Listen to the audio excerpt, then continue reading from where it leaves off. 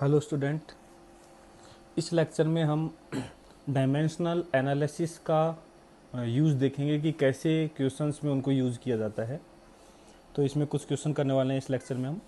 तो सबसे पहला क्वेश्चन है, which of the following set of physical quantities can be assumed as fundamental quantity in any system of unit.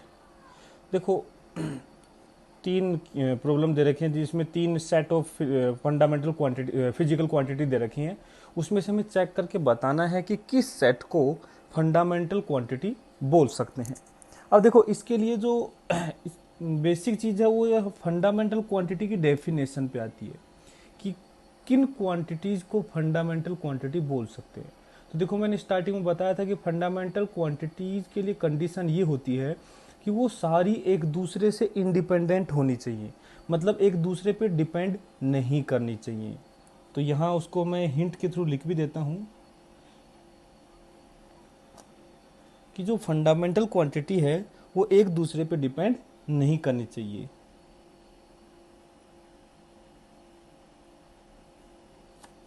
Fundamental quantities do not depends on each other, या फिर हम कहें independent होती हैं, वो एक दूसरे से पूरा इंडिपेंडेंट होती हैं, तो ही उनको फंडामेंटल क्वांटिटी बोल सकते हैं। इसका मतलब इनमें से किसी भी एक क्वांटिटी को बाकी के टर्म्स में नहीं लिख सकते हम।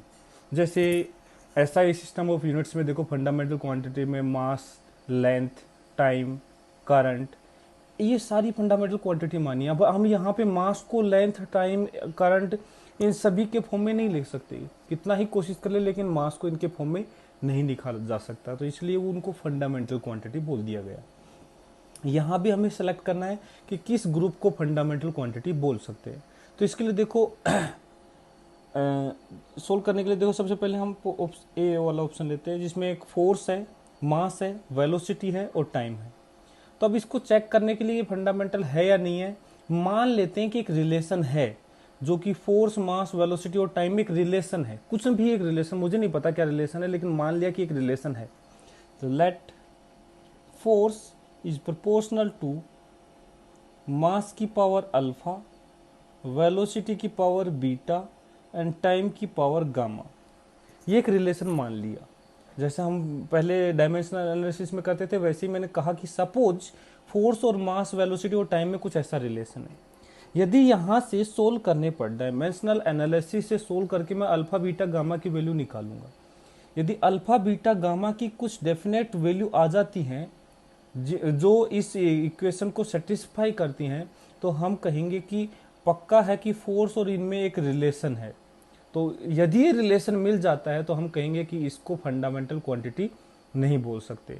लेकिन यदि अल्फा, बीटा, गामा की कोई भी वैल्यू के लिए ये इक्वेशन सेटिस्फाई नहीं होती है तो हम कहेंगे कि ये फोर्स और मास, वेलोसिटी और टाइम में कोई ऐसा रिलेशन पॉसिबल नहीं है। और रिलेशन पॉसिबल नहीं है तो हम कहेंगे कि इन चारों क्वांटिटी को फंडामेंटल क्वांटिटी बोल सकते हैं, क्योंकि एक दूसरे में कोई रिलेशन नहीं रखती। ये कोई फर्क नहीं पड़ता कि फोर्स को लिया है इधर, या मास को, या वेलोसिटी को, टाइम को, किसी को भी ले सकते हैं, हमें तो एक रिलेशन चाहिए बस।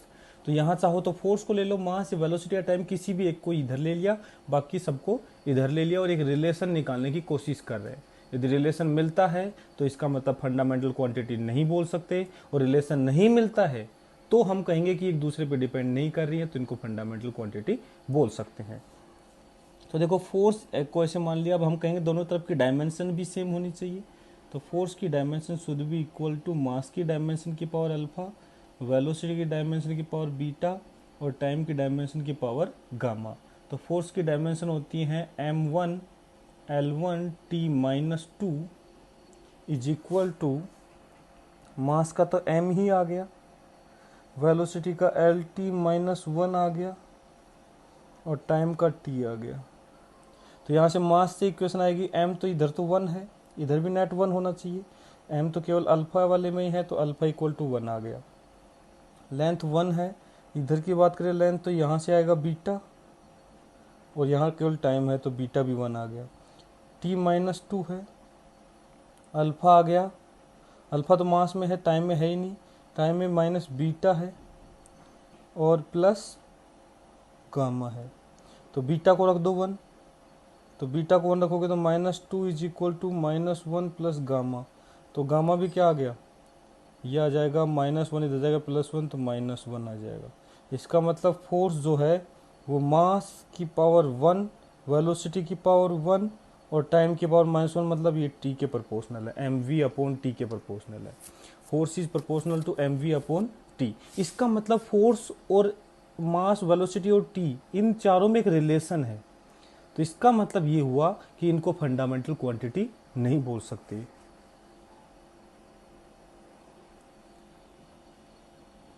We can not assume F, M, V and T as fundamental quantity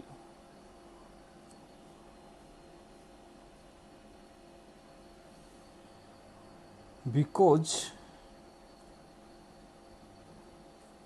there is a relation between them। इनमें एक रिलेशन है तो इनको फंडामेंटल नहीं बोल सकते।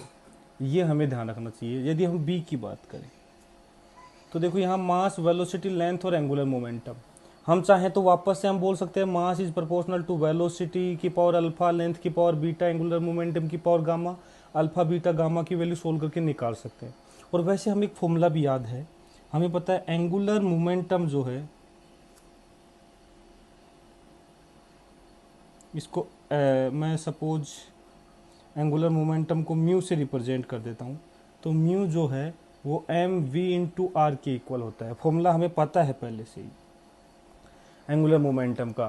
एंगुलर मोमेंटम mvr होता है, मैंने बताया था स्टार्टिंग में ही, और आगे आने वाले चैप्टर में आएगा। तो जब मुझे पता है कि एंगुलर मोमेंटम m मास, वेलोसिटी और लेंथ, देखो मास, दूसरा है वेलोसिटी और तीसरा है लेंथ, मास, वेलोसिटी और लेंथ के टर्म्स में एंगुलर मोमेंटम को लिख सकता हूँ। इसका मतलब एक फॉर्मूला मिल गया, तो इसका मतलब इनको फंडामेंटल क्वांटिटी नहीं मान सकते। सो दिस सेट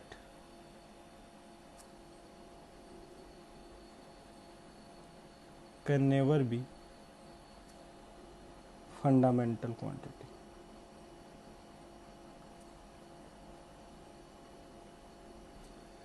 यदि रिलेशन मिल गया तो इसका मतलब फंडामेंटल नहीं मान सकते। देखो, तो रिलेशन निकालने के लिए चाहे तो हम इस मेथड का यूज कर सकते हैं। यदि हमें कोई फॉर्मूला नहीं नजर आ रहा है कि इनमें कोई फॉर्मूला हमें तो नहीं दिख रहा कोई फॉर्मूला, तो ऐसा यूज कर सकते हैं। यहाँ भी ऐसा कर सकते थे। यदि हम मानते कि एंगुलर मोमेंटम जो है मास की पावर अल्फा, वेलोसिटी की पावर बीटा और आर की पावर गामा, लेंथ की पावर गामा पे डिपेंड कर रहा है, तो अल्फा, बीटा, गामा की वैल्यू सोल्व करके देखोगे तो 1 1 1 आ जाएगी। यही फॉर्मूला निकल के आ जाएगा। चाहे तो सोल्व करके देख सकते हो। यदि किसी को फॉर्मूला नहीं आता है तो एक बार वो सोल्व करके जरूर देखें कि क्या ये रिलेशन निकलेगा या नहीं निकलेगा। तो एंगुलर मोमेंटम को मास की पावर अल्फा, वेलोसिटी की पावर बीटा और आर की पावर गामा के इक्वल करो। एंगुलर मोमेंटम की डायमेंशन पता है, मास की पता है, वेलोसिटी की पता है और लेंथ की पता है, और सबको सोल्व करोगे तो अल्फा, बीटा, गामा की वैल्यू जो निकल के आएगी वो 1 1 1 निकल के आ जाएगी। तो इसका मतलब एक रिलेशन मिल गया। तो ये एक फंडामेंटल क्वांटिटी का सेट कभी भी नहीं हो सकता। नेक्स्ट बात करते हैं। ग्रेविटेशनल कांस्टेंट g है, प्लांक्स कांस्टेंट h है और स्पीड ऑफ लाइट को c से रिप्रेजेंट कर दिया। क्या इन तीन को फंडामेंटल क्वांटिटी बोल सकते हैं? तो देखो, मेरे को ऐसा कोई रिलेशन सीधा याद नहीं आ रहा कि इन तीनों में कोई फॉर्मूला निकल के आ रहा हो। तो मैं एक काम करता हूँ, इसी मेथड से मैं इसका रिलेशन डेराइव करने की कोशिश करता हूँ। मैंने कहा लेट सपोज मैंने ये कह दिया कि ग्रेविटेशनल कांस्टेंट जो प्रोपोर्शनल है प्लांक्स कांस्टेंट की पावर अल्फा और c की पावर बीटा। अब सबसे पहले ग्रेविटेशनल कांस्टेंट और प्लांक्स कांस्टेंट के डायमेंशनल फॉर्मूले हमें याद होने चाहिए। तो ग्रेविटेशनल कांस्टेंट के यदि फॉर्मूले की बात करें तो बेटा ये हम याद करो, निकाला था हमने F is equal to G m1m2/r² से। मतलब इसका डायमेंशनल फॉर्मूला आया था F into r² divide by m²। तो ये बना था F, तो आया था mlt-2 F इंटू r² हो जाएगा l² upon m1l1t-2 l² upon m²। मैंने डायमेंशनल फॉर्मूला निकाला था, तो जी का डायमेंशनल फॉर्मूला जो निकल के आएगा वो आएगा m की पावर -1 l की पावर 3 टी की पावर -2, ये निकल के आ गया, should be equal to Planck's constant का जो डायमेंशनल फॉर्मूला है वो हमने निकाला था वहाँ पे, और प्लैंक्स कांस्टेंट का dimensional formula H E is equal to H mu से एच एफ से निकाला था। बाकी हमें ये भी पता होना चाहिए प्लैंक्स कांस्टेंट का जो डायमेंशनल फॉर्मूला है वो एंगुलर मोमेंटम के डायमेंशनल फॉर्मूले के इक्वल होता है।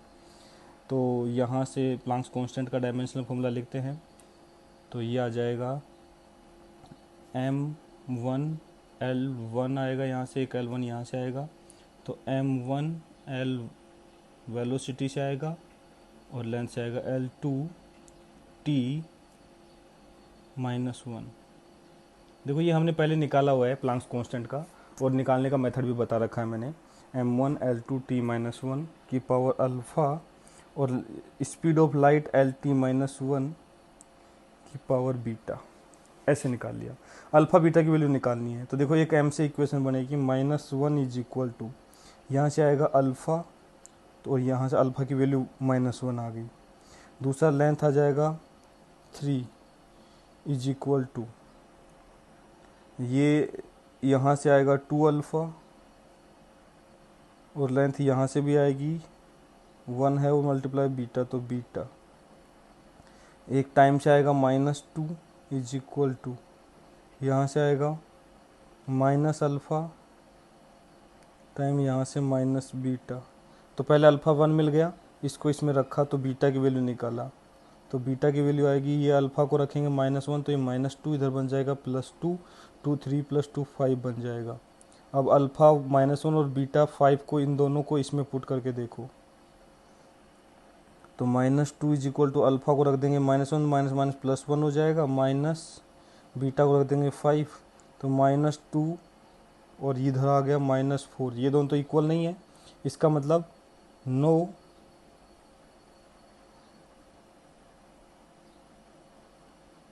such values of alpha and beta exist.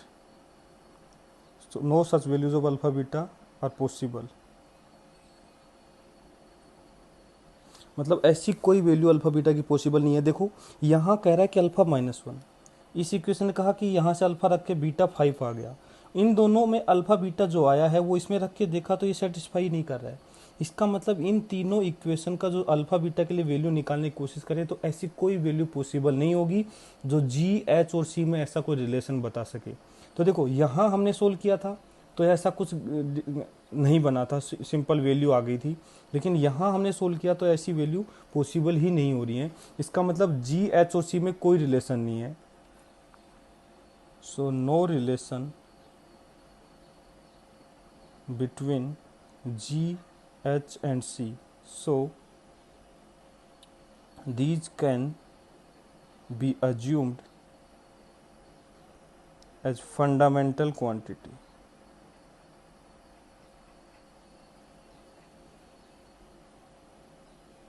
इनको फंडामेंटल क्वांटिटी मान सकते हैं। तो देखो इस क्वेश्चन में हमने ओवरऑल यही सीखा है कि किस फिजिकल क्वांटिटी, किस सेट ऑफ फिजिकल क्वांटिटीज को फंडामेंटल बोल सकते हैं और किसको नहीं बोल सकते।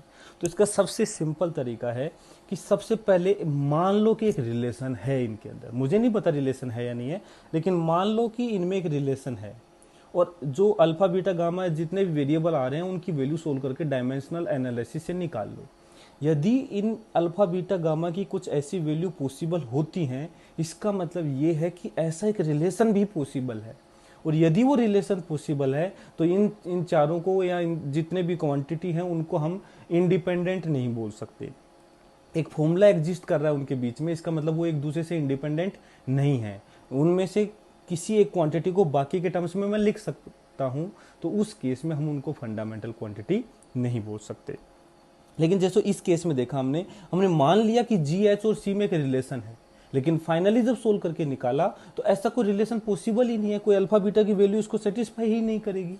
इसका मतलब ये हुआ कि इनमें कोई रिलेशन नहीं है। यदि इसमें रिलेशन नहीं है तो इनको फंडामेंटल सेट ऑफ क्वांटिटीज बोल सकता हूं।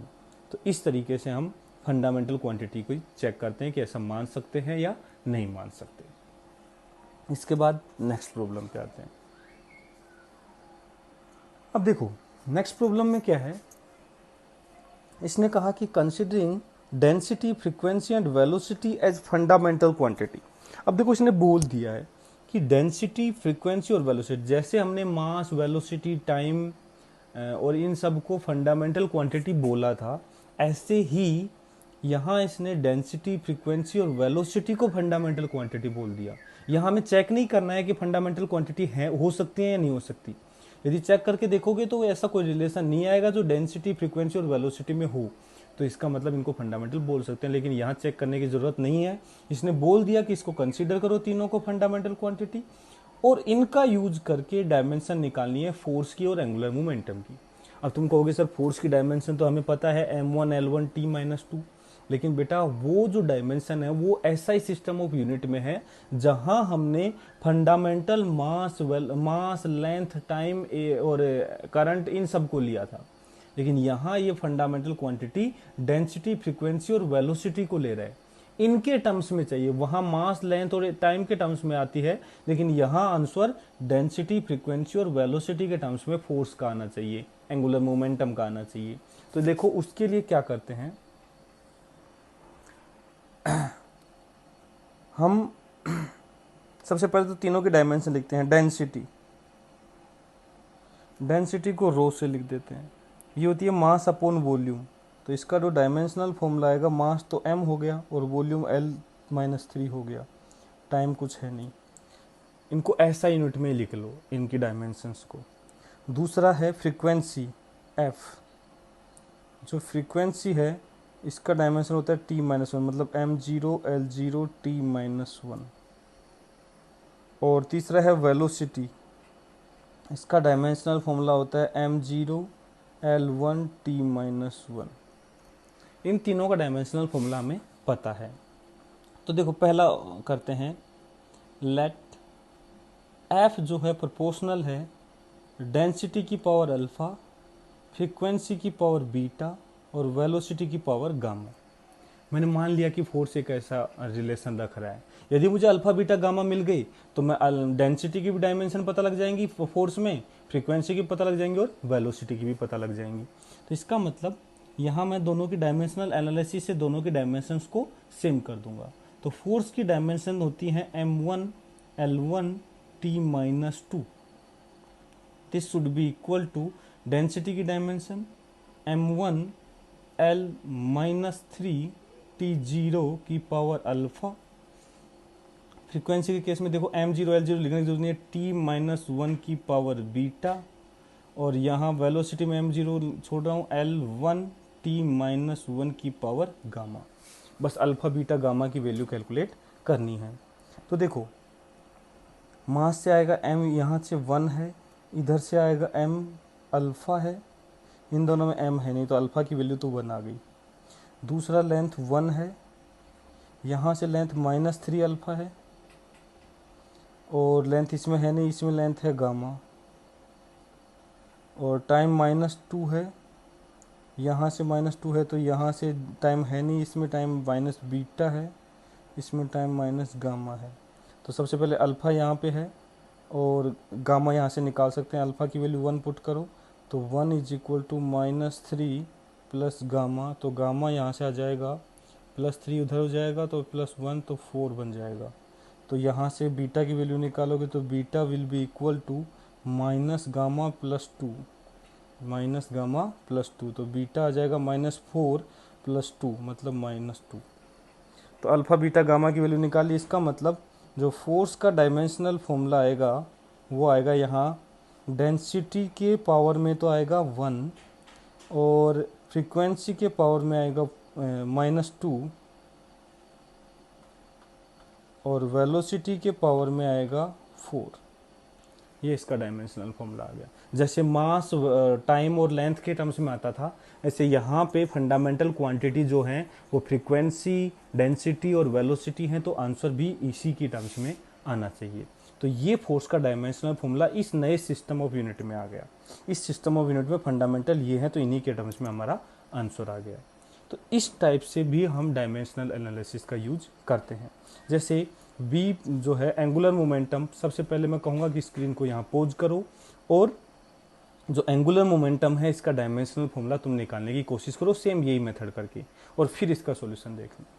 तो स्क्रीन को पॉज करके सोल्व करने की कोशिश करो। चलो ठीक है, सोल्व किया होगा तुमने। अब हम यहाँ पे करते हैं, हम कहते हैं एंगुलर मोमेंटम जो है, एंगुलर मोमेंटम, इसको मैं सपोज म्यू से रिप्रेजेंट कर देता हूँ। वैसे एल से भी करते हैं, लेकिन इसको म्यू से रिप्रेजेंट कर दिया क्योंकि एल लेंथ भी है। तो म्यू जो है, तो मैंने कहा let mu is proportional to density की पावर अल्फा, फ्रीक्वेंसी की पावर बीटा एंड वेलोसिटी की पावर गामा। तो देखो डेंसिटी, फ्रीक्वेंसी और वेलोसिटी, इन सब के टर्म्स में हमने इसको मान लिया। तो हम कहेंगे डायमेंशन भी सेम होनी चाहिए। तो म्यू की डायमेंशन, डेंसिटी की डायमेंशन की पावर अल्फा, फ्रीक्वेंसी की डायमेंशन की पावर बीटा और वेलोसिटी की डायमेंशन की पावर गामा, इन सब के टर्म्स में हमने इसको लिख दिया। अब देखो सबसे पहले हमें क्या करना पड़ेगा, एंगुलर मोमेंटम की डायमेंशन हमने देखो वहाँ पे पहले निकलवाई हुई है एंगुलर मोमेंटम की डायमेंशन, और अभी भी थोड़ी देर पहले निकाला था एंगुलर मोमेंटम। ये एंगुलर मोमेंटम होता है M V into R, angular momentum होता है एम वी इंटू आर। तो इसका डायमेंशनल फॉर्मूला आएगा M one V into R, तो L two T minus one. और डेंसिटी का डायमेंशनल फॉर्मूला हो गया एम एल माइनस थ्री की पावर अल्फा, फोर्स ये सॉरी फ्रीक्वेंसी है, फ्रीक्वेंसी का हो गया टी माइनस वन की पावर बीटा, और वेलोसिटी का हो गया एल टी माइनस वन की पावर गामा। यहाँ से सोल्व करके हमें अल्फा बीटा गामा की वैल्यू कैलकुलेट करनी है। तो देखो एम से यदि मैं बात करूँ, एम यहाँ वन है, एम यहाँ बात करें तो एम अल्फ़ा आ गया, बाकी इन दोनों में है नहीं, तो अल्फ़ा की वैल्यू तो वन आ गई। एल यहाँ टू है, एल यहाँ माइनस थ्री अल्फ़ा है, एल यहाँ है प्लस गामा, और टी की बात करें माइनस वन, यहाँ टी है माइनस बीटा माइनस गामा। यहाँ से हमने एम एल और टी की डायमेंशन से हमने इसका इक्वेशन बना लिया। अब हमें इन इक्वेशन को सोल्व करना है।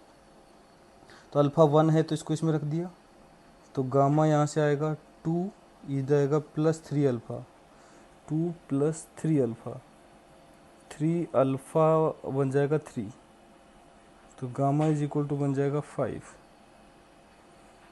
अल्फ़ा आ गया, गामा आ गया, तो बीटा निकालेंगे, तो बीटा इज इक्वल टू आएगा minus gamma plus one, minus five plus one minus four.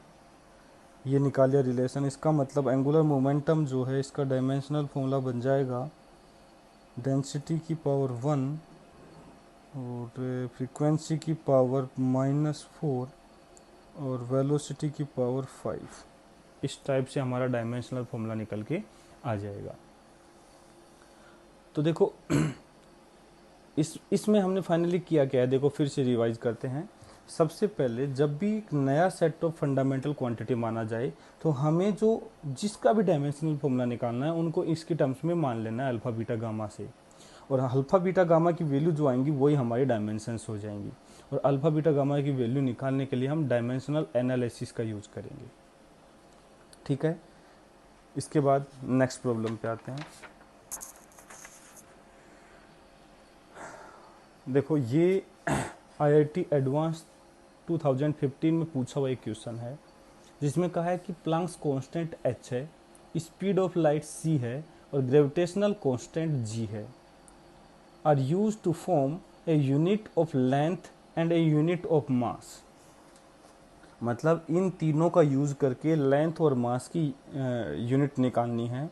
तो उसमें दे रखा है कि मास c पर कैसे डिपेंड कर रहा है, g पर कैसे डिपेंड कर रहा है, h पर लेंथ कैसे डिपेंड कर रही है, इन सब का बताना है। तो देखो यहाँ भी हम डायमेंशनल एनालिसिस का यूज़ कर रहे हैं। तो देखो इस बार इसने जो सिस्टम, इसने g, h और c, h, c और g के टर्म्स में पूछा है। इसका मतलब यहाँ इसने फंडामेंटल h, c और g को बोला है। और अभी हमने एक क्वेश्चन भी किया था जिसमें पूछा था कि क्या g, h और c को फंडामेंटल क्वांटिटी बोल सकते हैं। और वहाँ आंसर आया था हाँ, इनको फंडामेंटल क्वांटिटी बोल सकते हैं। तो एक नया सिस्टम ऑफ यूनिट लिया है जिसमें जीएचसी को फंडामेंटल बोला है, और उसमें लेंथ और मास का डायमेंशनल फॉर्मूला इसने पूछा है। तो सबसे पहले हम लेंथ की बात करते हैं, फॉर लेंथ। तो मान लो लेंथ जो है, let length is proportional to G की पावर अल्फा, एच की पावर बीटा एंड सी की पावर गामा। जी, एच और सी को हमने अल्फा बीटा गामा की टर्म्स में हमने यहाँ पे मान लिया है। अब देखो इनका डायमेंशनल फॉर्मूले में इसको रख देना है। तो लेंथ का डायमेंशनल फॉर्मूला तो m0 l1 t0 हो गया। ग्रेविटेशनल कांस्टेंट का डायमेंशनल फॉर्मूला भी हमने निकाला था m-1, देखो अभी इस प्रॉब्लम में निकाला था अपन ने, m-1 l3 और t-2, m-1 l3 t-2 की पावर अल्फा। प्लैंक्स कांस्टेंट का डायमेंशनल फॉर्मूला आया था m1 l2 t-1 की पावर बीटा, और c speed of light l-1 की पावर गामा। यहाँ से सोल्व करके हमें अल्फा बीटा गामा की वैल्यू निकालनी है। तो देखो m0 है, वहाँ से बात करें, 0 इज इक्वल टू यहाँ से आएगा माइनस अल्फ़ा, और यहाँ से आएगा प्लस बीटा, तो यहाँ से आ गया alpha is equal to beta. दूसरी क्वेश्चन की बात करें तो L1 है, यहाँ L है 3 अल्फ़ा, यहाँ से आएगा 2 बीटा, यहाँ से आएगा गामा। और बात करें टाइम की, 0 माइनस 2 अल्फ़ा, और यहाँ से minus beta, minus 2 alpha minus beta minus gamma. अब देखो इन तीनों को अल्फ़ा और बीटा बराबर हैं, तो एक काम करते हैं, अल्फ़ा और गामा में इक्वेशन बनाते हैं, इसमें अल्फ़ा बीटा पुट कर देते हैं इक्वल, तो एक काम करते हैं बीटा को भी अल्फ़ा पुट कर देते हैं। तो यहाँ से आ जाएगा 1 इज इक्वल टू 3 अल्फ़ा, और 2 बीटा को भी 2 अल्फ़ा लिख सकता हूँ, तो 5 अल्फ़ा प्लस गामा। यहाँ से आ जाएगा 0 is equal to minus 2 alpha, और माइनस बीटा को भी माइनस अल्फ़ा पुट कर दूंगा, तो minus 3 alpha minus gamma equal to 0। तो एक काम करते हैं, इन दोनों इक्वेशन को जोड़ देते हैं। देखो इक्वेशन सोल्व करना मैं पहले बता चुका हूँ बेसिक मैथमेटिक्स में। तो इन दोनों को जब ऐड करेंगे तो गामा कैंसिल हो जाएगा, और यह आ जाएगा 5 अल्फ़ा और माइनस 3 अल्फ़ा, तो 2 अल्फ़ा आ जाएगा। 2 अल्फ़ा की वैल्यू आ जाएगी 1 के इक्वल, तो अल्फ़ा आ जाएगा हाफ के इक्वल। अल्फ़ा हाफ आएगा तो बीटा भी हाफ आ जाएगा, और गामा की वैल्यू निकालने तो गामा आ जाएगा, अल्फ़ा को हाफ पुट कर दो, यहाँ पुट कर दो, चलो अल्फ़ा को हाफ पुट करेंगे तो गामा आएगा माइनस 3 अल्फ़ा के इक्वल, मतलब हाफ माइनस 3/2 ऐसे। तो देखो यदि हम बात करें यहाँ से, तो लेंथ जो है वो प्रोपोर्शनल आ गई जी की पावर अल्फ़ा, अल्फ़ा है 1/2, एच की पावर बीटा 1/2, और सी की पावर माइनस 3/2। ये डायमेंशनल फॉर्मूला निकल के आ गया। तो ऑप्शन में देखो लेंथ के लिए h की पावर 1/2 और g की पावर 1/2, मतलब ये दोनों आंसर हो जाएंगे। लेकिन अभी केवल लेंथ का सोल्व किया है, ऐसे ही मास का भी सोल्व करके देखना पड़ेगा। तो फिर से वही चीज़ रिपीट करनी है अपने को। लेट, बात कर रहे हैं हम फॉर मास। मान लिया कि m जो है प्रोपोर्शनल है g की पावर अल्फ़ा, h की पावर बीटा और c की पावर गामा। वापस से अल्फ़ा बीटा गामा निकालना है मास के लिए। डायमेंशनल एनालिसिस कहेगा कि यहाँ से m1 हो गया l0 t0, और ग्रेविटेशनल का फॉर्मूला आ गया m-1 l3 t-2 की power alpha, m1 l2 t-1 की पावर बीटा, और l-1 की पावर गामा। ऐसे में बस सिर्फ हमें इक्वेशन को सोल्व करते टाइम ये ध्यान रखना कि कैलकुलेशन मिस्टेक ना हो जाए। यदि कैलकुलेशन मिस्टेक हुई तो इतनी बड़ी कैलकुलेशन का कोई फ़ायदा नहीं होगा। और मल्टीपल चॉइस क्वेश्चन था। तो देखो m के लिए इक्वेशन बनेगी 1 is equal to minus alpha, यहाँ से आ गया माइनस अल्फ़ा, और यहाँ से आएगा प्लस बीटा, एक इक्वेशन। l के लिए 0, तो यहाँ से आएगा 3 अल्फ़ा, यहाँ से आएगा 2 बीटा, और यहाँ से आएगा गामा, और तीसरी equation time 0 -2 alpha minus beta minus gamma, ये आ गया। इनको सोल्व करके अल्फ़ा बीटा गामा की वैल्यू निकालनी है। तो देखो ये इक्वेशन अल्फ़ा बीटा में है। एक काम करते हैं, इन दोनों इक्वेशन से गामा को ख़त्म कर देते हैं जिससे अल्फ़ा बीटा में एक इक्वेशन बन जाए। तो इन दोनों को सोल्व करते हैं। तो देखो दोनों को ऐड कर देते हैं। दोनों को ऐड करेंगे तो गामा प्लस का है और ये माइनस का है, तो कैंसिल हो जाएगा। तो 3 अल्फ़ा और -2 अल्फ़ा, तो अल्फ़ा बच जाएगा। 2 बीटा और माइनस बीटा, तो बीटा बच जाएगा। Alpha plus beta is equal to आ जाएगा 0। यहाँ से आएगा minus alpha plus beta is equal to 1। इन दोनों को सोल्व करके अल्फ़ा बीटा निकाल सकते हैं। दोनों को ऐड कर दो, अल्फ़ा कैंसिल हो जाएगा। बीटा प्लस बीटा 2 बीटा बन जाएगा इज इक्वल टू 1। तो बीटा इज इक्वल टू आ जाएगा 1/2। और यदि अब बीटा 1/2 आ गया तो अल्फ़ा आ जाएगा माइनस ऑफ बीटा, मतलब अल्फ़ा की वैल्यू -1/2 आ जाएगी। अल्फ़ा बीटा आ गया तो गामा निकालेंगे। Gamma will be equal to, gamma इधर लेके जाओ, गामा आ जाएगा -2 अल्फ़ा, अल्फ़ा आ गया -1/2 माइनस बीटा, बीटा आ गया 1/2। तो gamma will be equal to minus plus हो जाएगा 2/2, तो ये 1 हो जाएगा प्लस का, ये -1/2, तो 1/2 बच जाएगा। मतलब मास जो है वो प्रोपोर्शनल होगा g की पावर, देखो अल्फ़ा आ गया 1/2 माइनस का, h आ गया 1/2 और c आ गया 1/2। तो यहाँ से m रूट c के प्रोपोर्शनल है, बिल्कुल सही है। m रूट g के प्रोपोर्शनल नहीं बेटा, -1/2 है, मतलब 1/√g के प्रोपोर्शनल आएगा। तो आंसर आ जाएगा A, C एंड D। इस टाइप से हमें क्वेश्चन सोल्व करना पड़ेगा। तो देखो डायमेंशनल एनालिसिस का यूज़ करके इस प्रॉब्लम को हमने यहाँ पे सोल्व कर दिया है। तो देखो जेईई एडवांस में एक क्वेश्चन, ये जेईई एडवांस में मल्टीपल चॉइस क्वेश्चन है, 4 नंबर का क्वेश्चन है और इसके लिए पूरा ऐसे सोल्व करना पड़ेगा हमें। लेकिन बस ये कैलकुलेशन ध्यान रखनी है, इसमें कुछ भी ऐसा टफ चीज़ नहीं है जो सोल्व हम समझ ही नहीं आ रहा। ये इजी क्वेश्चन है, डायमेंशनल एनालिसिस पे बेस्ड है और ऐसे क्वेश्चन बहुत बार आ चुके हैं, जेईई एडवांस में बहुत बार आ चुके हैं। तो ये काफ़ी इम्पोर्टेंट बनेगा इस चैप्टर में। जेईई के लिए बात करें तो ये जो पोर्शन है ये सबसे ज़्यादा इम्पोर्टेंट है। डायमेंशनल एनालिसिस का यूज़ करके हमें पता करना कि किसको फंडामेंटल बोल सकते हैं और कैसे कैसे दूसरे सिस्टम ऑफ यूनिट्स में डायमेंशनल फॉर्मूला निकाला जाता है, इन सब का एप्लीकेशन वो क्वेश्चन के थ्रू पूछ सकता है। नेक्स्ट बात करते हैं,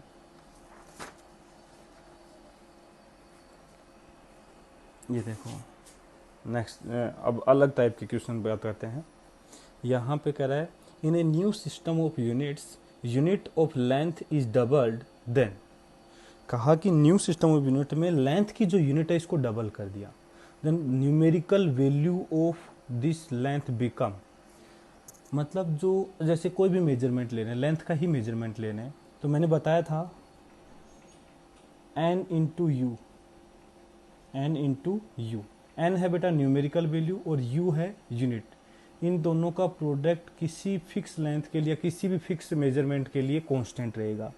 मतलब देखो मैंने बताया था कि यूनिट को चेंज करेंगे तो न्यूमेरिकल वैल्यू चेंज होगी। जैसे 1 मीटर लेंथ है, 1 मीटर को 100 सेंटीमीटर भी बोल सकते हैं। तो 1 मीटर वाले केस में मीटर है यूनिट और 1 जो है वो है न्यूमेरिकल वैल्यू, और 100 सेंटीमीटर में न्यूमेरिकल वैल्यू 100 होगी, यूनिट सेंटीमीटर होगी। तो देखो यूनिट यदि चेंज करेंगे तो न्यूमेरिकल वैल्यू भी चेंज होगी, लेकिन दोनों का प्रोडक्ट सेम रहेगा क्योंकि वो मेजरमेंट तो सेम ही चीज़ का ले रहे हैं। मीटर में भी मेजर करो या सेंटीमीटर मेजर करो, है तो वही। जिसका जैसे रोड का लेंथ मेजर कर रहे हैं तो रोड की लेंथ तो फिक्स है, वो चेंज नहीं हो रही है। यदि हम यूनिट चेंज कर रहे हैं तो न्यूमेरिकल वैल्यू चेंज हो रही है, लेकिन उस लेंथ में कोई चेंज नहीं आ रहा। 1 मीटर भी 100 सेंटीमीटर के इक्वली है इसलिए। और मैंने ये बताया था कि यूनिट को जितना बड़ा करोगे न्यूमेरिकल वैल्यू उतनी ही छोटी होती चली जाएगी, और यूनिट को जितना छोटा करोगे न्यूमेरिकल वैल्यू उतनी ही बड़ी होती चली जाएगी। यदि यूनिट को डबल करोगे तो न्यूमेरिकल वैल्यू हाफ हो जाएगी, यूनिट को हाफ करोगे न्यूमेरिकल वैल्यू डबल हो जाएगी, यूनिट को 4 टाइम्स करोगे तो न्यूमेरिकल वैल्यू 1/4 टाइम्स हो जाएगी। तो देखो इसमें पूछा है, कहा कि unit of length is double, मतलब लेंथ का जो यूनिट है वो डबल कर दिया, तो लेंथ की न्यूमेरिकल वैल्यू क्या हो जाएगी, हाफ। तो इसका आंसर आ जाएगा बिकम हाफ। इसका आंसर आ जाएगा हाफ हो जाएगी। नेक्स्ट वाल बोला है न्यूमेरिकल वैल्यू ऑफ एरिया। देखो एरिया जो है वो एल स्क्वायर है बेटा। एरिया की यदि मैं बात करूं तो एरिया होता है एल स्क्वायर। एरिया की डायमेंशन होती है एल स्क्वायर की डायमेंशन। अब देखो लेंथ की यूनिट को यदि डबल करोगे तो एल स्क्वायर की यूनिट जो है वो डबल का स्क्वायर मतलब 4 टाइम्स हो जाएगी। यदि लेंथ की यूनिट को डबल करोगे तो एरिया जो इसके स्क्वायर पे डिपेंड कर रहा है तो डबल का स्क्वायर 4 टाइम्स हो जाएगा। इसका मतलब एरिया का जो यूनिट है वो 4 टाइम्स हो जाएगा। तो न्यूमेरिकल वैल्यू क्या हो जाएगी 1/4 टाइम्स। मैंने बताया था कि उनका प्रोडक्ट सेम रहेगा तो यूनिट को 4 टाइम्स करोगे तो ये 1/4 टाइम्स हो जाएगी। Units of area become 4 times. अभी हमने बात की कि लेंथ की यूनिट डबल करेंगे तो unit of area become 4 times, उसका स्क्वायर पे डिपेंड कर। यूनिट ऑफ वॉल्यूम 2⁻³ मतलब 8 टाइम्स। ऐसे उस डायमेंशन के हिसाब से वो चेंजेस होते चले जाएंगे। नेक्स्ट पूछा न्यूमेरिकल वैल्यू ऑफ फोर्स। तो सबसे पहले देखो हमें निकालना पड़ेगा फोर्स का डायमेंशनल फॉर्मूला जो होता है m1L1T-2 है।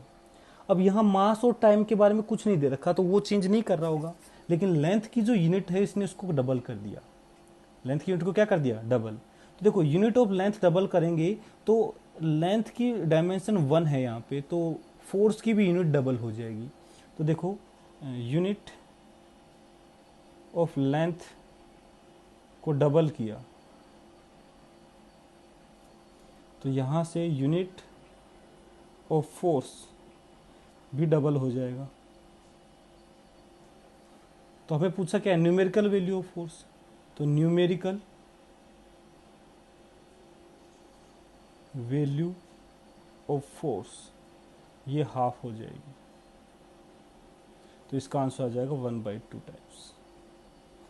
तो फोर्स की जो न्यूमेरिकल वैल्यू है वो हाफ हो जाएगी। तो देखो यदि यहाँ टाइम की बात करता तो टाइम के हिसाब से आंसर देते, यदि यहाँ पे मास की बात करता तो मास के हिसाब से आंसर देते। तो ये बता रहा है कि न्यूमेरिकल वैल्यू और यूनिट का जो प्रोडक्ट है वो एक फिजिकल एक मेजरमेंट के लिए सेम रहने वाला है। यदि यूनिट को बड़ा करते जाओगे तो न्यूमेरिकल वैल्यू छोटी होती चली जाएगी, यूनिट को डबल कर दोगे तो न्यूमेरिकल वैल्यू हाफ हो जाएगी। और जैसे लेंथ की यूनिट को डबल किया तो एरिया की यूनिट इसका स्क्वायर टाइम्स, वॉल्यूम की यूनिट इसका क्यूब टाइम्स हो जाएगी, क्योंकि वॉल्यूम जो है वो L³ डायमेंशन रखता है। इसी बेसिस पे देखो नेक्स्ट क्वेश्चन करते हैं। इसने कहा the energy of photon of A light is E = hf। जो फोटोन की एनर्जी है वो h/f से देते हैं। यहाँ f जो है वो फ्रीक्वेंसी है, h जो है प्लैंक्स कांस्टेंट है, E जो है उसकी एनर्जी है। The value of h is equal to 6.62 into 10⁻34 joule into second in SI unit. तो देखो इसने SI यूनिट में इसकी h की वैल्यू दी है और पूछा है convert it into CGS unit, मतलब इस h की वैल्यू को CGS यूनिट में कन्वर्ट करना है, मतलब हमें यूनिट कन्वर्जन करना है यहाँ पे। तो देखो कुछ वैसा ही क्वेश्चन है लेकिन इसको करने के दो मेथड अलग अलग मेथड हो सकते हैं। दोनों मेथड हम 1 बाय 1 समझते हैं। तो सबसे पहले तो इसका h का डायमेंशनल फॉर्मूला हमें निकालना पड़ेगा।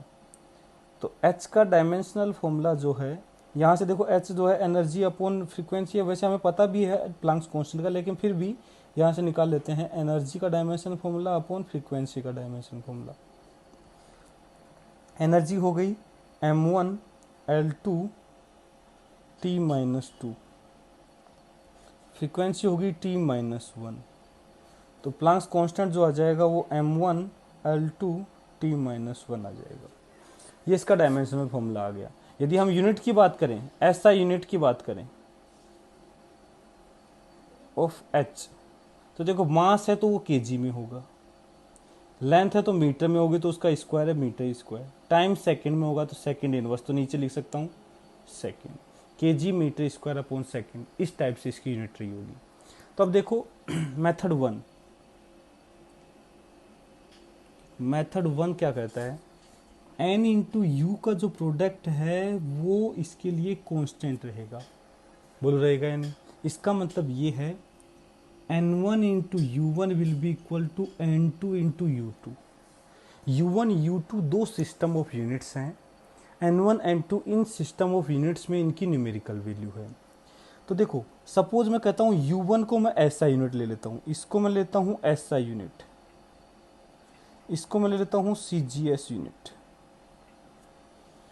तो देखो N1 इंटू U1 देखो इसमें है यूनिट जो है, इसकी जो डायमेंशन फॉर्मूला है M L और T में ऐसे है कुछ, m की पावर 1 l की पावर 2 t की पावर -1, तो m की पावर 1 l की पावर 2 t की पावर -1 ये ऐसा यूनिट में है।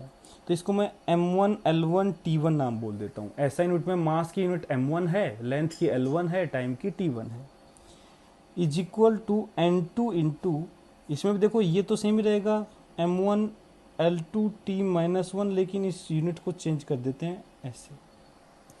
इस यहाँ पे CGS यूनिट में मास होता है m2, लेंथ है l2, t2 टाइम है।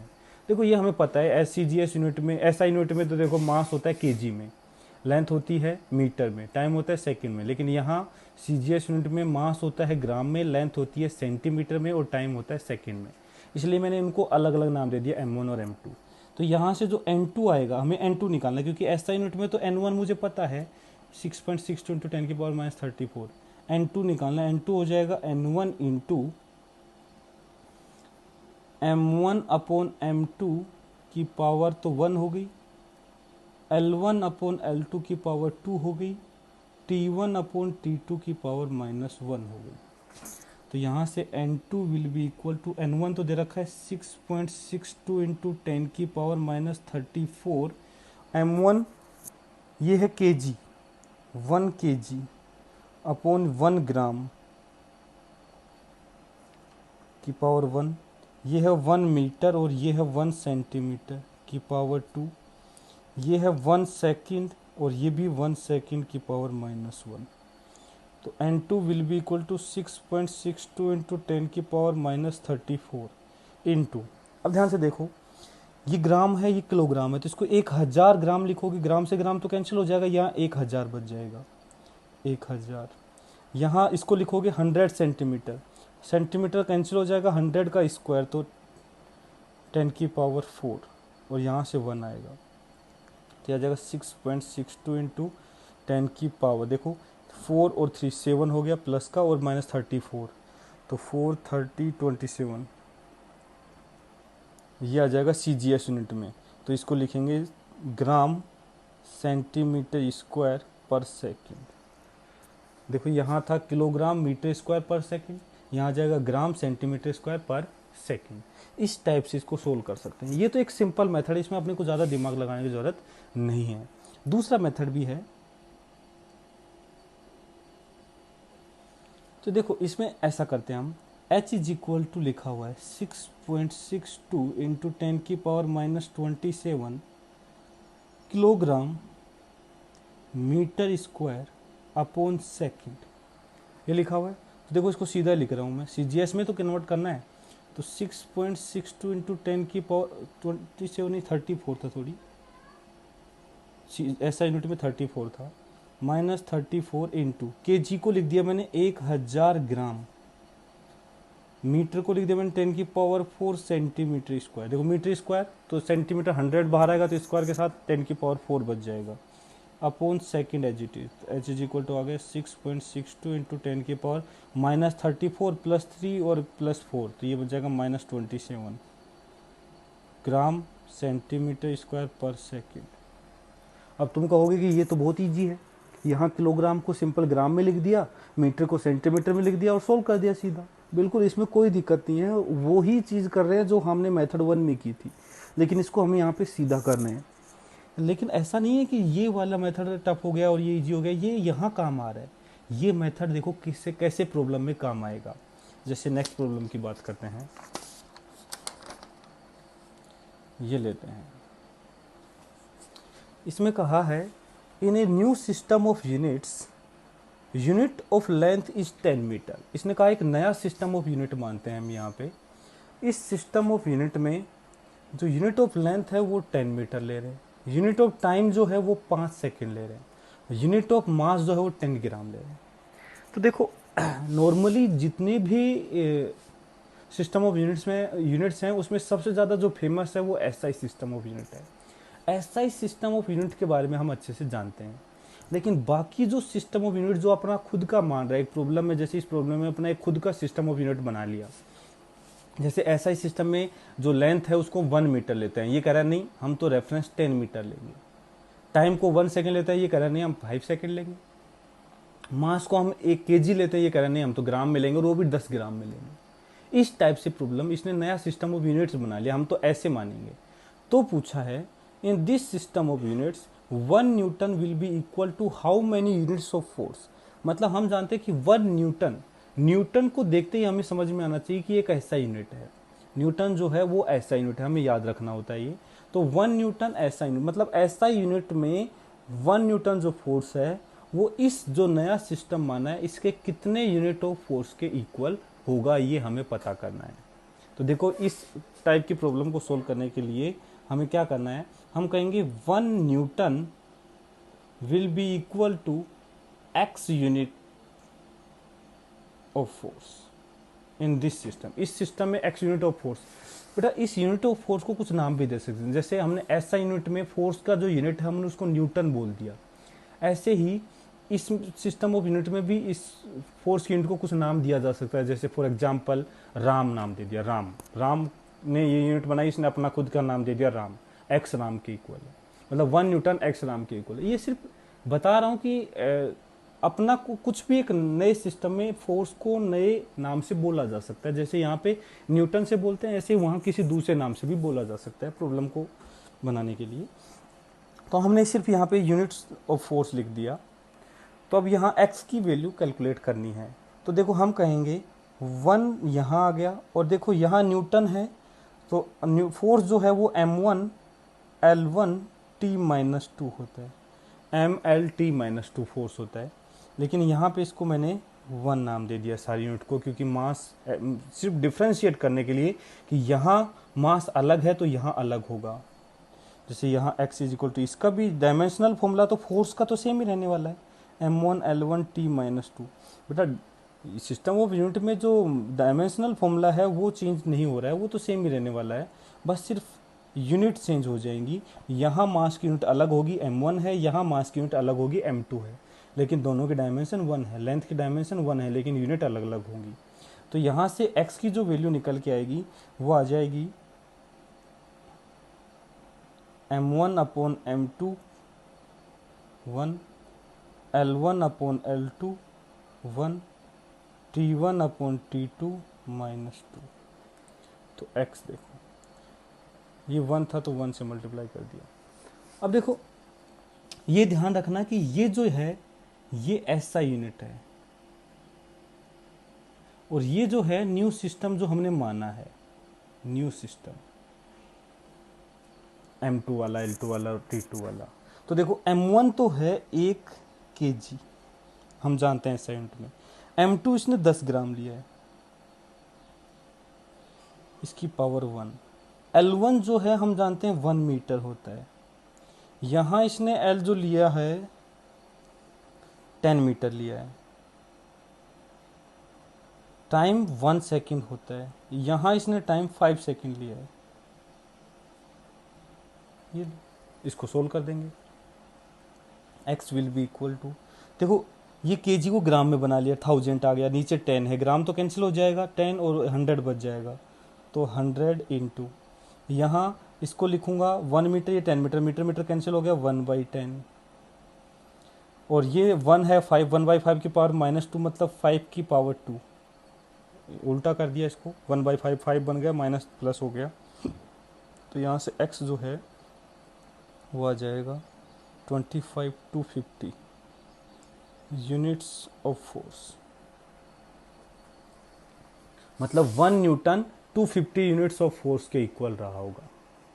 ये नए सिस्टम ऑफ यूनिट्स की बात हो गई। तो इस टाइप से हम इसको सोल्व करते हैं। तो देखो ऐसे मेथड, इस मेथड से ऐसी प्रॉब्लम सोल्व करना ज़्यादा बढ़िया है, लेकिन जो सिंपल यूनिट कन्वर्जन CGS में करवा रहा था वो हम सीधा भी कर पा रहे थे, लेकिन यदि इसको सीधा कन्वर्ट करोगे, ऐसा नहीं है कि इसको कन्वर्ट नहीं कर सकते, कन्वर्ट इसको भी कर सकते हैं, लेकिन थोड़ी दिक्कत आने वाली है उस केस में। इसलिए ज़्यादा बेटर है ऐसा जब नया सिस्टम ऑफ यूनिट खुद का कुछ बनाता है तो उस केस में प्रॉपर ऐसे ही सोल्व किया जाए। इस टाइप से सोल्व करने में गलती होने के चांसेस नहीं होते हैं। जैसे सेकंड पार्ट करते हैं। पहले मैं सजेस्ट करूंगा तुम लोग खुद से सोल्व करो। नया सिस्टम ऑफ यूनिट में 1 जूल कितने यूनिट ऑफ एनर्जी के इक्वल होगा वो निकालना है। सिंपल ऐसे ही सोल्व करके यहाँ से इस एक्स की वैल्यू निकालनी है, इस बार एनर्जी के टर्म्स में।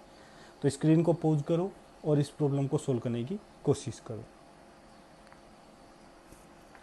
चलो बेटा अपन सोल्व करते हैं। अब हम कहेंगे 1 जूल। देखो जूल जो है वो ऐसा यूनिट है, पता होना चाहिए, will be equal to x unit of energy. यहाँ एनर्जी की यूनिट को कुछ और नया नाम दे सकता है जूल के बजाय, जैसे यहाँ कुछ भी दे दिया। जैसे सीजीएस में अर्ग होता है, अर्ग जो है वो सीजीएस में सीजीएस यूनिट है एनर्जी की, ऐसे जूल जो है ऐसा यूनिट है। ऐसे ही इस नए सिस्टम में कुछ और नाम भी दे सकते हैं। तो देखो हम कहेंगे 1 इंटू एनर्जी का जो डायमेंशनल फॉर्मूला है mL2T-2 होता है, mL2T-2। मास इन सबको 1 बोल दिया, is equal to x into mL2T-2। इनको अलग नाम दे दिया। तो x will be equal to 1 into m1 upon m2 की पावर 1, L1 अपॉन L2 की पावर 2, T1 अपॉन T2 की पावर -2। तो यहाँ नए सिस्टम के हिसाब से निकाल दो। ये जो सिस्टम था ऐसा यूनिट था क्योंकि जूल है बेटा। तो 1 इंटू m1 मास जो होता है वो 1 kg होगा। यहाँ इसने 10 ग्राम लिया है। लेंथ 1 मीटर है ऐसा यूनिट में, यहाँ इसने 10 मीटर लिया है। टाइम 1 सेकेंड है, यहाँ इसने 5 सेकेंड लिया है। तो x will be equal to 1 into ये आएगा बेटा, ये 1000 kg 1000 ग्राम लिखूंगा, ग्राम ग्राम कैंसिल हो जाएगा, 10 तो 100 आ जाएगा। और यहाँ से 1/10 का स्क्वायर आएगा तो 1/100 आ जाएगा। ये 1/5 की पावर -2 मतलब 5 की पावर 2 तो 25 आ जाएगा। Then x will be equal to 25 units, मतलब x की वैल्यू इस बार 25 आएगी। मतलब 1 जूल 25 यूनिट ऑफ एनर्जी के इक्वल रहा होगा। इस टाइप से यहाँ पे नए सिस्टम ऑफ यूनिट्स में न्यूमेरिकल वैल्यू पे क्या इफेक्ट आएगा उसकी कैलकुलेशन करते हैं। इसका मतलब देखो, इसको मैं ऐसे भी बोल सकता हूँ कि यहाँ न्यूमेरिकल वैल्यू मतलब 1 joule will be equal to 25 units of energy, ऐसा। तो ध्यान से देखो, ऐसा भी बोल सकता हूँ कि ये यहाँ जो है न्यूमेरिकल वैल्यू 1 थी, यहाँ न्यूमेरिकल वैल्यू 25 हो गई। इसका मतलब न्यूमेरिकल वैल्यू 25 टाइम्स हो गई। तो बताओ जो इसके जो यूनिट है एनर्जी की वो क्या हो जाएगी, 1/25 टाइम्स हो जाएगी। मतलब ये जो यूनिट आएगी, जो नई यूनिट जो हमने बनाई है, ये जूल से छोटी होगी, 1/25 टाइम्स हो जाएगी जूल का। मतलब ये यदि न्यूमेरिकल वैल्यू को हमने 25 टाइम्स किया है तो पक्का है यूनिट छोटी हो गई होगी 1/25 टाइम्स। दोनों का प्रोडक्ट तो सेम ही रहता है। तो इस टाइप से इस प्रॉब्लम को सोल्व किया जा सकता है। हम सीधा वैसे भी कर सकते हैं लेकिन उसमें थोड़ा प्रॉब्लम आएगी। किसी कोई सोल्व करके देखना चाहे तो कर सकता है वैसे सीधा भी, सीधा ग्राम केजी ग्राम इनमें सोल्व करके यदि कोई करना चाहे तो। लेकिन मैं कहूँगा कि इसी तरीके से करें तो ज़्यादा बेटर होगा। इसके बाद एक प्रॉब्लम और सोल्व करते हैं। इसमें कहा है in a new system of units, unit of mass is taken as 50 kg। Mass की यूनिट इसने 50 kg ली है। Unit of length is taken as 100 metre and unit of time is 1 minute. What will be the weight of a body in this system if in ऐसा system its weight is 10 newton. मतलब हम कहेंगे 10 newton जो है will be equal to x units. नए system में x units के इक्वल है तो x की वैल्यू निकालनी है। तो इस प्रॉब्लम को मैं अभी सोल्व नहीं कर रहा हूँ, इस प्रॉब्लम को मैं नेक्स्ट लेक्चर में सोल्व करूँगा, क्योंकि मैं चाहता हूँ कि इसको तुम खुद से सोल्व करके आंसर निकालो। सभी लोग इसको सोल्व करें और व्हाट्सएप पे मुझे इसका आंसर सेंड करें, ठीक है। और इसको हम नेक्स्ट लेक्चर में डिस्कस भी करेंगे। Okay, thank you.